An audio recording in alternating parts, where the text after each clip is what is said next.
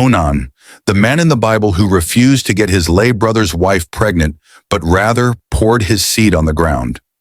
Have you ever wondered about the consequences of defying God's commands? The story of Onan, a man from the Bible, is one that might be shocking, yet it's packed with a powerful lesson about obedience and the importance of following God's will. Onan was the second son of Judah, and his story is recorded in the book of Genesis, chapter 38. He was born into a family of great promise. His father Judah was one of the 12 sons of Jacob, and his family was part of God's covenantal promise. But Onan's story is not a tale of inheritance, prosperity, or blessing. It's one of tragedy. Onan had an older brother named Er, and Er was married to a woman named Tamar. However, Er was wicked in the eyes of the Lord, and because of his evil ways, God took his life. But in the cultural and religious customs of that time, there was a practice known as levirate marriage, where the brother of a deceased man was required to marry his widow and produce offspring in his brother's name, so that his family line would continue. This was a duty and a responsibility that Onan, as Er's brother, had to fulfill. But Onan didn't want to honor God's command, nor did he want to carry on his brother's legacy. Instead, Onan had selfish reasons for marrying Tamar. When he lay with her, he practiced what can be described as a selfish, disobedient act.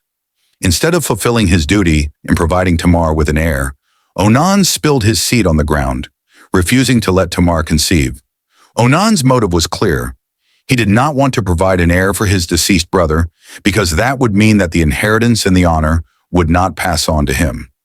Onan desired to keep the family wealth and status for himself, choosing personal gain over obedience to God's laws. But God, seeing Onan's heart and disobedience, was deeply angered. His actions were not only selfish, but also disrespectful to God's plan and covenant for his family. God had commanded that Onan marry Tamar to continue the family line, but instead Onan chose to defy God's order, choosing to act in his own interests.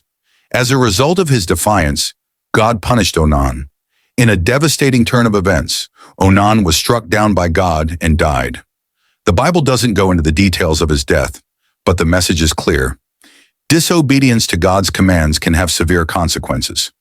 Onan's death serves as a harsh reminder that God takes disobedience seriously. His failure to honor God's laws and his selfishness not only cost him his life, but also damaged the legacy of his family.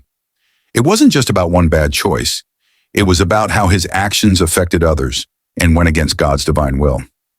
Onan's story is a reminder that the choices we make have consequences. It highlights the importance of living according to God's will, especially when it involves responsibilities to others. His refusal to fulfill his duties led to death, not just physical death, but spiritual separation as well. If you find this story thought-provoking, type AMEN in the comments. Don't forget to like, share, and subscribe for more Bible stories and lessons. Stay blessed.